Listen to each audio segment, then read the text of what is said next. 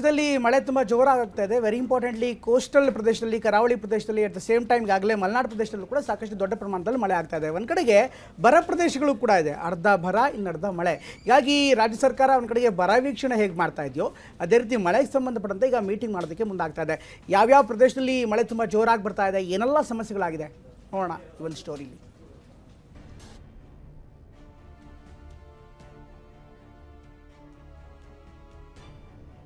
ಉತ್ತರ ಕರ್ನಾಟಕದಲ್ಲಿ ಪ್ರವಾಹ ಭೀತಿ ಎದುರಾಗಿದೆ.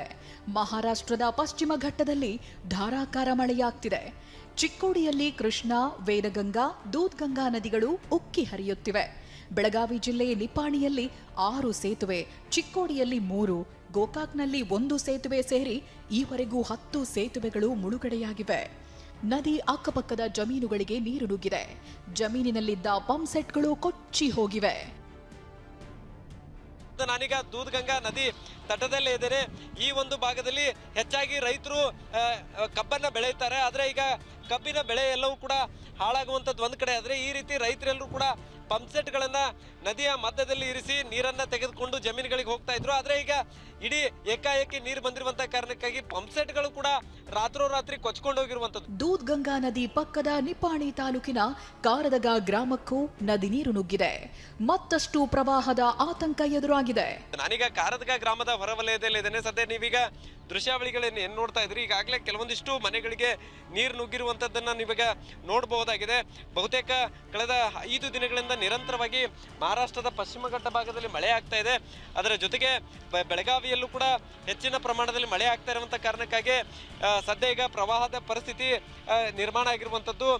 ಚಿಕ್ಕೋಡಿ ತಾಲೂಕಿನ ಕಲ್ಲೋಳ ಗ್ರಾಮದಲ್ಲಿರೋ ದತ್ತ ಮಂದಿರ ಕೃಷ್ಣಾ ನದಿಯ ಅಬ್ಬರಕ್ಕೆ ಮುಳುಗಿ ಹೋಗಿದೆ. ಕೃಷ್ಣಾ ನದಿಗೆ 1,35,000 ಕ್ಯೂಸೆಕ್ ನೀರು ಬಿಡಲಾಗಿದ್ದು, ಕೃಷ್ಣಾ ನದಿ ಅಪಾಯದ ಮಟ್ಟ ಮೀರಿ ಹರಿಯುತ್ತಿದೆ. ಇನ್ನೊಂದು 10 ಫೀಟ್ ಏರ್ತ್ರಿ ಬೆಳೆ ಹಾನಿ ಸ್ಟಾರ್ಟ್ ಆಗಿದ್ರಿ. ಈಗ ನಮಗೆ ಜಾನುವಾರುಗಳದ ಸಮಸ್ಯೆ ಆಯ್ತು ನೋಡ್ರಿ. ಹುಲ್ಲೆಲ್ಲ ಮುನಿಗೆ ಹೋತ್ರಿ. ಇನ್ನು ಮೇವು ಇಲ್ಲ. ಇನ್ನು ಜಾನುವಾರುಗಳಿಗೆ ಏನೂ ಇದ್ರೆ ಕಬ್ಬಿನ ತಪ್ಪಲನ ಹಾಕಬೇಕ್ರಿ.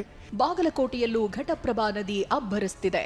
ಬೂದಿಹಾಳ ಗ್ರಾಮವನ್ನ ಸುತ್ತುವರಿದಿರೋ ಘಟಪ್ರಭಾ ನದಿಯ ಹರಿಯುವಿಕೆ ಮತ್ತಷ್ಟು ಹೆಚ್ಚಾದ್ರೆ ಜಮೀನುಗಳಿಗೆ ನುಗ್ಗುವ ಭೀತಿ ಎದುರಾಗಿದೆ.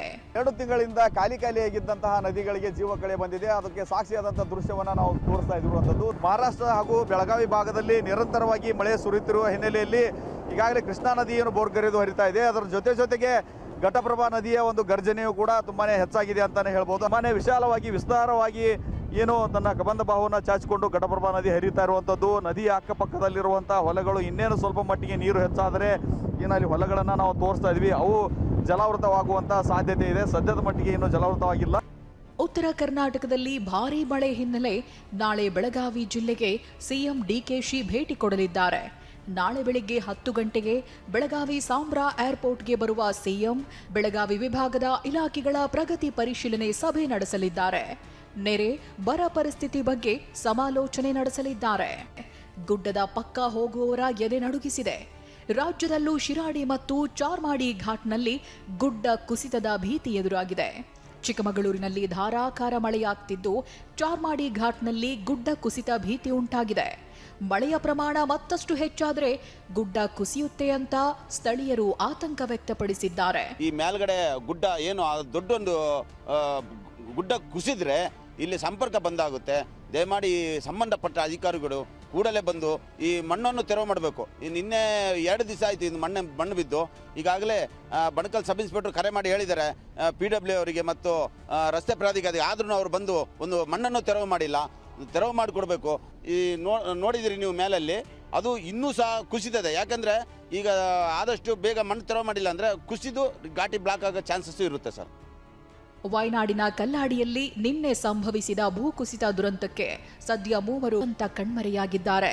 ಮೃತದೇಹ ಪತ್ತೆಗೆ ರೋಚಕ ಕಾರ್ಯಾಚರಣೆ ನಡೆಯುತ್ತಿದೆ.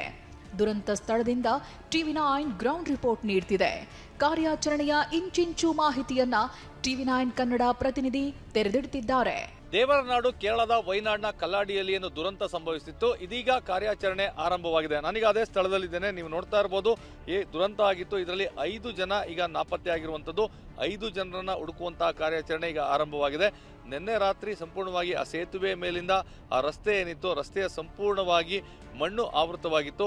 ಕೆಸರು ಮಿಶ್ರಿತ ಮಣ್ಣು ಇರೋದ್ರಿಂದಾಗಿ ಯಾರು ಓಡಾಡೋದಕ್ಕೂ ಸಹ ಸಾಧ್ಯವಾಗಿರಲಿಲ್ಲ. ಮತ್ತೆ ನಿರಂತರವಾಗಿ ಧಾರಾಕಾರವಾದಂತಹ ಮಳೆ ಆಗ್ತಾ ಇರೋ ಕಾರಣಕ್ಕೆ ರಕ್ಷಣಾ ಕಾರ್ಯಾಚರಣೆಗೆ ಹಿನ್ನಡೆಯಾಗಿತ್ತು. ಯಾಕಂದ್ರೆ ಈ ಘಟನೆ ನಡೆದು ಈಗಾಗಲೇ ಸಾಕಷ್ಟು ಸಮಯ ಕಳೆದು ಹೋಗಿರೋದ್ರಿಂದಾಗಿ ಈಗಾಗಲೇ 3 ಮೃತದೇಹವನ್ನ ಆ ಒಂದು ಸ್ಥಳದಿಂದ ಹೊರತೆಗೆಯಲಾಗಿದೆ. 5 ಜನ ಏನು ನಾಪತ್ತೆ ಆಗಿದ್ದಾರೆ, ಅವರು ಬದುಕಿರುವಂತಹ ಯಾವುದೇ ಆಶಾಭಾವನೆ ಇಲ್ಲವಾದರೂ ಸಹ ಕಾರ್ಯಾಚರಣೆಯನ್ನ ಈಗಾಗಲೇ NDRFನವರು ಮುಂದುವರಿಸಿರುವಂತದ್ದು.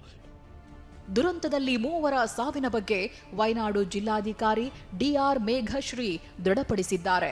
3 ಜನ ದೇ ಆರ್ ಫೌಂಡೆಡ್, 5 ಜನ ಮಿಸ್ಸಿಂಗ್ ಇನ್ನೂ ರಿಪೋರ್ಟ್ ಮಾಡಿದ್ದಾರೆ. ಮಿಸ್ಸಿಂಗ್ ಜನನ ಹುಡುಕೋದು ಇವತ್ತಿಂದು ಮೇಜರ್ ಆಕ್ಟಿವಿಟಿ ನಮಗೆ. ಮತ್ತು ಈ ಬ್ರಿಡ್ಜ್ ಇದೆಯಲ್ಲ, that is the major connection between Meppadi and those 4 wards. So transportation reinstate ಮಾಡಿ, ಬ್ರಿಡ್ಜ್ ಸ್ಟೆಬಿಲಿಟಿ ಚೆಕ್ ಮಾಡಿ ಮ್ಯಾಕ್ಸಿಮಮ್ ಎಫರ್ಟ್ಸ್ ಅದರಲ್ಲಿ ಹೋಗಿದೆ. So all night they have worked and they have reinstate the transportation. So today mostly search and rescue operation will continue. ವಯನಾಡಿನ ಭೂಕುಸಿತ ದುರಂತ ಸ್ಥಳಕ್ಕೆ Kerala CM ಭೇಟಿ ಕೊಟ್ಟು ಪರಿಶೀಲನೆ ಮಾಡಿದ್ರು. ಕಲ್ಲಾಡಿಗೆ ಭೇಟಿ ಕೊಟ್ಟು ಗುಡ್ಡ ಕುಸಿತದ ಬಗ್ಗೆ ಅಧಿಕಾರಿಗಳಿಂದ ಮಾಹಿತಿ ಪಡೆದ್ರು. ರಾಜ್ಯದಲ್ಲಿ ಹೆಚ್ಚಿನ ಪ್ರಮಾಣದಲ್ಲಿ ಮಳೆಯಾಗದಿದ್ರೂ ಮಹಾರಾಷ್ಟ್ರದಲ್ಲಾಗ್ತಾ ಇರೋ ಮಳೆಯಿಂದ ಉತ್ತರ ಕರ್ನಾಟಕದ ನದಿ ಪಾತ್ರದಲ್ಲಿ ಪ್ರವಾಹದ ಭೀತಿ ಉಂಟಾಗಿದೆ. Bureau report TV9.